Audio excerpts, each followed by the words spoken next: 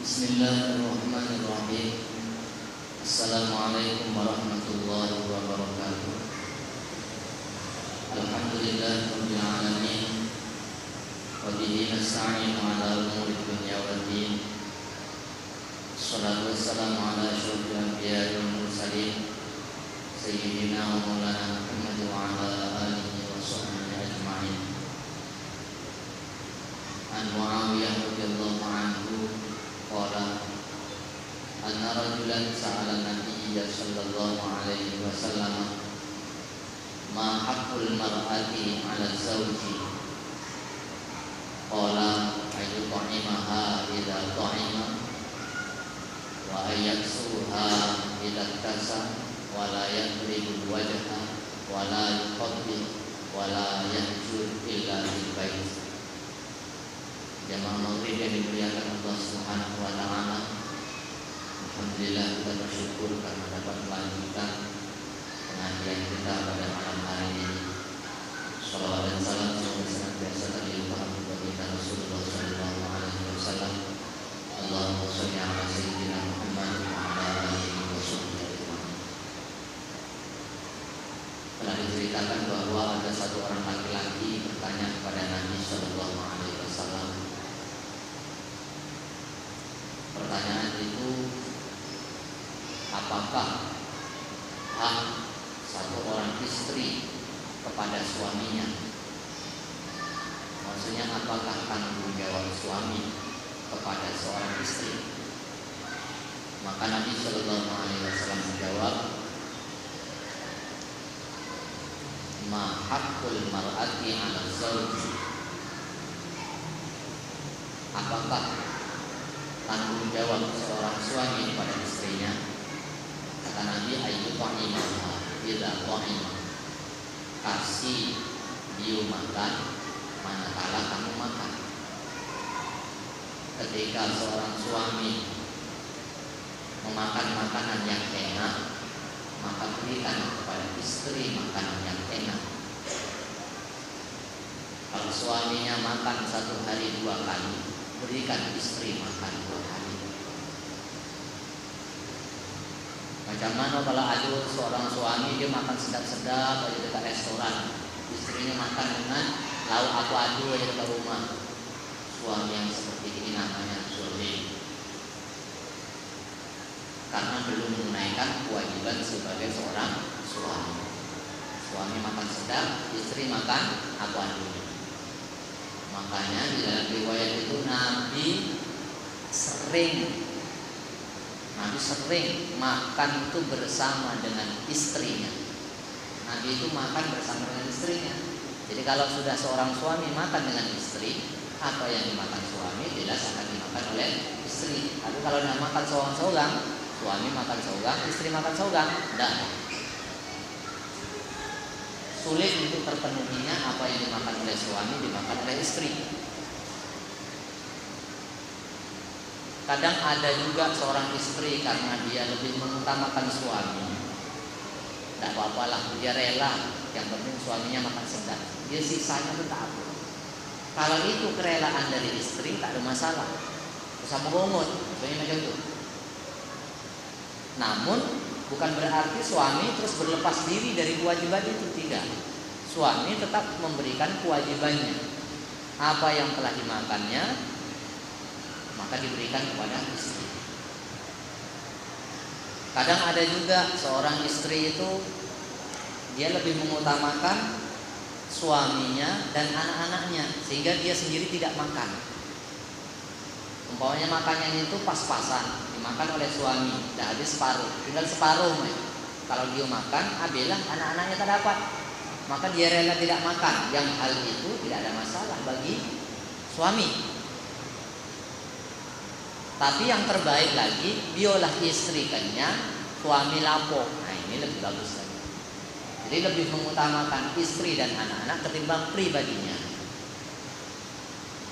Ini tanggung jawab suami pada istri, memberi makan apabila dirinya makan. Kemudian Nabi menjelaskan lagi, wa ayyaksuha idza tasa. Kasih dia pakaian manakala suami berpakaian.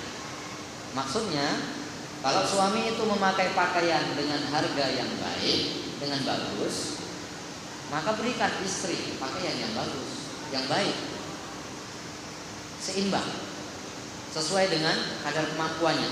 Kalau umpamanya duitnya sejuta, jangan pula diberikan kepada istri hanya sepertiganya atau seperempatnya. Ya bagi dua lah untuk beri pakaian suami dan istri. Ya berapa dapatnya?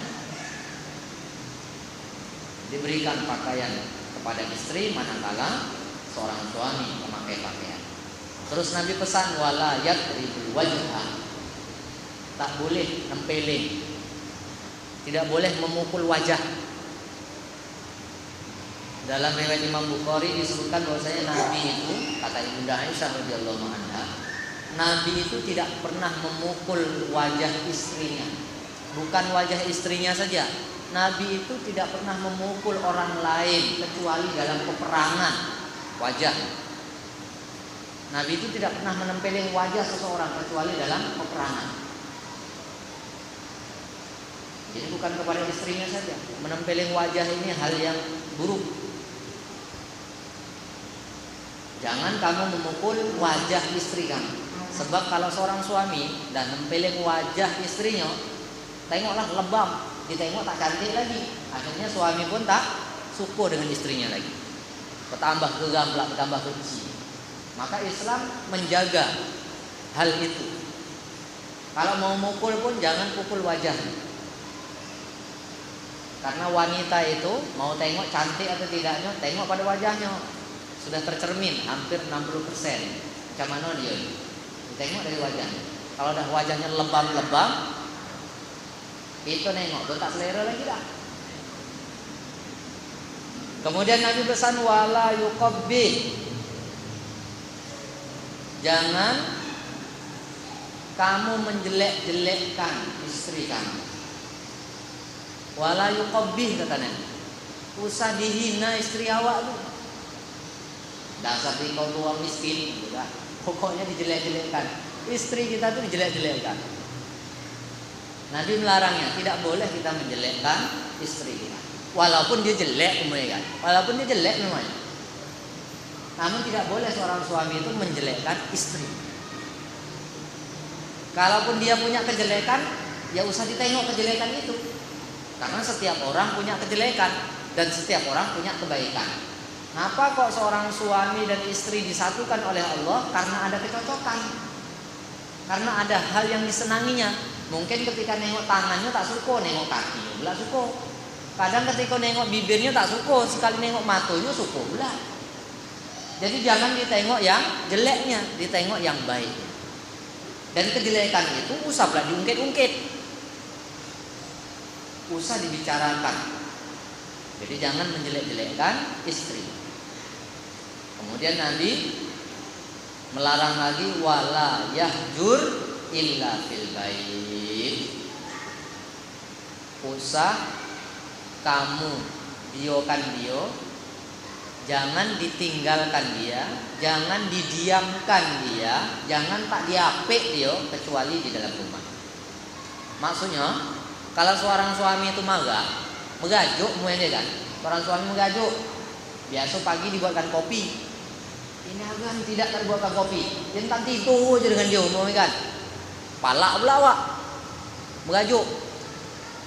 Megajuknya itu boleh, mendiamkan istri itu boleh, tapi di dalam rumah saja. Di dalam kamar saja. Kalau dah di luar rumah, jangan pula tunjukkan bengis awak. Palaknya awak sampai keluar sampai rumah, tidak. Walaupun berpura-pura di luar rumah tetap macam akur aja lah. Macam elok aja, macam tak ada masalah. Dalam kamar barulah macam anjing dengan kucing, boleh lah. Nengok, tak apa. Boleh didiamkan istri, tapi dalam kamarnya. Kalau dah di luarnya, kalau dah nampak anak-anak, tak boleh. Apalagi sampai ketahuan dengan orang lain. Ini pesan Nabi, jangan kamu mendiamkan istri kamu kecuali di dalam kamarnya, kecuali di dalam rumah. Inilah beberapa pesan Nabi kepada kita kaum laki-laki, pada suami,